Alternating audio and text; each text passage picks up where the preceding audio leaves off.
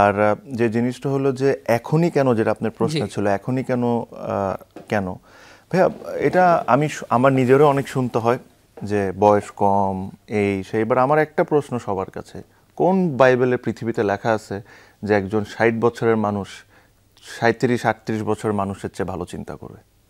কোথাও লেখা নেই। আচ্ছা, যদি এটা কোথাও না লেখা থাকে, আপনি যদি ওয়ার্ল্ড ওয়াইড চিন্তা করেন, আপনি যদি ফেসবুক চিন্তা করেন, মেটা চিন্তা করেন, মার্ক জুকারবার্গের, if I am not wrong his name is, হ্যাঁ, উনি 17-18 বছরে এরকম বিলিনিয়ার হয়ে যেতেন না।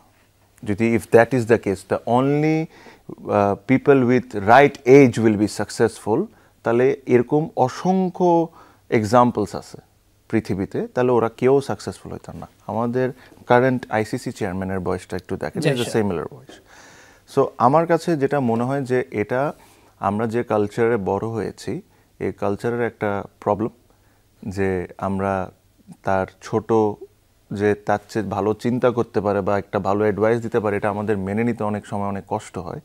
বাট আমি সবসময় যেভাবে করে চিন্তা করি কি, কেমন জানেন সামি ভাই, যে it's the age doesn't matter, it's the intention that matters. আপনার ইন্টেনশনটা কি?